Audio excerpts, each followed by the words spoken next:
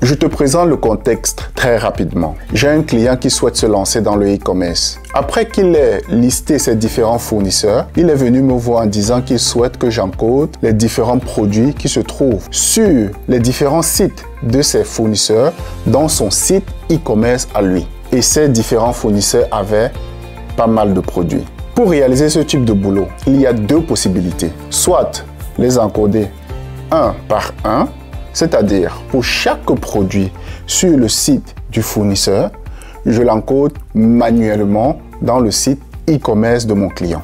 Dans ce cas de figure, si tu as 5 ou 10 produits, tu peux décider de le faire de cette façon. Par contre, si tu commences à en avoir 200, 300 produits, là, ça devient répétitif. Et nous sommes des développeurs.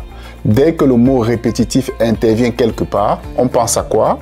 On pense à automatisation. Une question a donc émergé. Comment puis-je faire pour automatiser ce travail?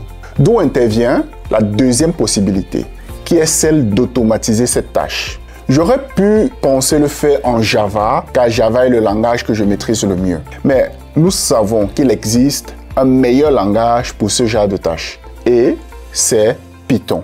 Je me suis donc dit qu'il me fallait apprendre le nécessaire en Python pour être en mesure d'écrire un script qui me permettra d'automatiser ce travail.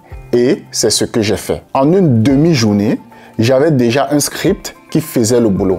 Maintenant, ceci a été possible parce que je maîtrise déjà assez bien un langage de programmation qui est le Java, et en apprendre un autre devient beaucoup plus facile.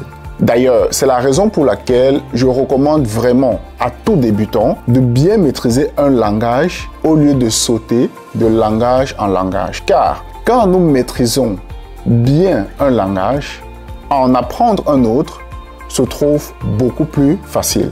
En fait, l'astuce ici pour apprendre un langage rapidement, c'est de partir d'une problématique concrète que tu souhaites résoudre. Dans ce cas de figure, tu apprendras ce qu'il faut pour résoudre ton problème.